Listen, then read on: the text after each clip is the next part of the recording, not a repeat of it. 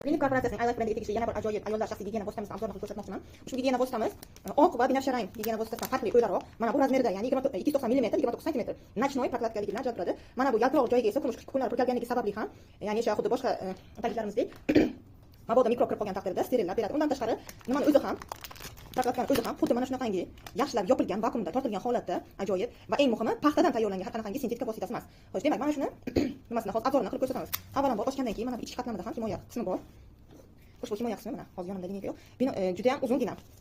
Bu yog'ini ham ochgandan keyin vakuumda tortilgan. Mana ochganingizdan so'ng anchagina uzun. Asosan tungi foydalanishda juda ham foydali bo'lib hisoblanadi. Mana bu qatlama esa 100% paxtadan qilingan. Allergiya chaqirmaydi. Hozir endi namligini shimishini sinab ko'ramiz. Mana elektrik shpris bilan suv olib, solib ko'ramiz. Mana. Shimish ham juda tez shimaydi va namlikni tashqariga o'tkazib yubormaydi. Natijada o'sha himoya qatlami 100% quruq bo'lganligi hisobiga ham sizda har qanaqangi shamollash yoki eroziya yoki boshqa xil turli virusli yoki shamollash bilan aloqador bo'lgan kasalliklar juda ham kam asorat qoldiradi. Ya'ni umuman bo'lmaydi desa ham bo'ladi. Eslatib o'taman, bu davolamaydi. Profilaktika qiladi. Qanday?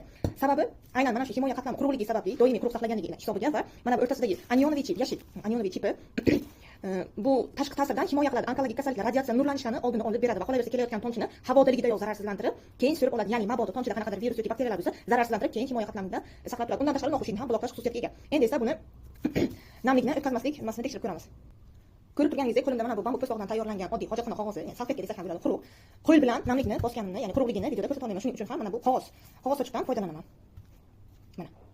Ko'rib turganingizdek, quruq 100%. Ya'ni ushbu namlikdan foydalanish jarayonida ham xuddi mana shunday 100% quruq holatda turadi doimiy ravishda. Hammaga tavsiya qilaman. Ushbu prokladkamiz xuddi boshqa prokladkalardek aytib o'tganimdek himoya qatlami 100% paxtadan qilingan. Mana bu anionoviy chip tashqi ta'sirdan himoya qiladi va eng muhimi orqa tomoni ham havo o'tkazadigan mahsulotdan qilingan. Plyonka emas, ya'ni. Mana shunaqangi.